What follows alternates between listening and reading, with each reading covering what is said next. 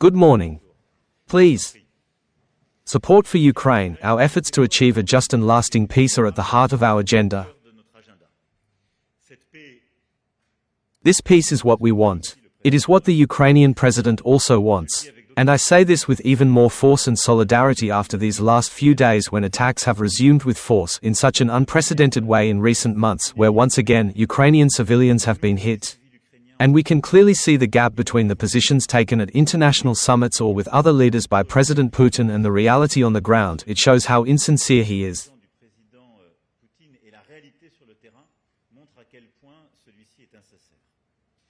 The next few days will be decisive, marking the end of the period we gave ourselves with President Trump and President Zelensky to secure the first meetings, and we will continue to put pressure for additional sanctions to be taken by ourselves, and we are ready for this, but also by the United States to force Russia to return to the negotiating table.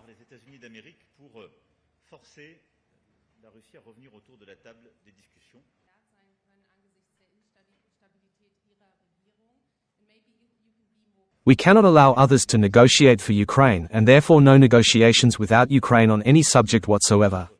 The second thing is that we have submitted to Washington together, in the right order, the discussions first, the security guarantees before any discussion on the territories.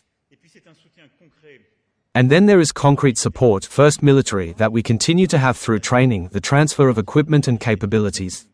We will continue in the coming weeks in the short term, but it is also the construction of long-term support.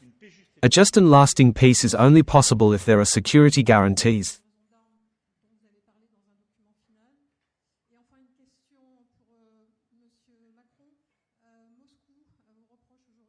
We will both speak to President Trump this weekend.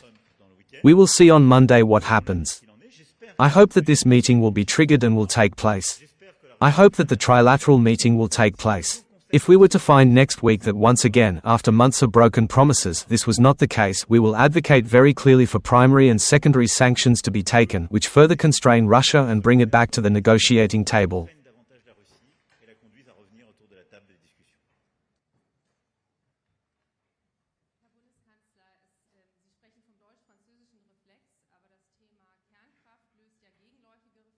I deny these descriptions. I am never rude or vulgar. But when one say there is an ogre at the gates of Europe, an image that has been used by many, I believe that it describes what Georgians, Ukrainians, and many other nations feel very deeply, a man who has decided to move towards an authoritarian, autocratic drift and to lead a revisionist imperialism of international borders. Autocratique et de mener un impérialisme révisionniste des frontières internationales.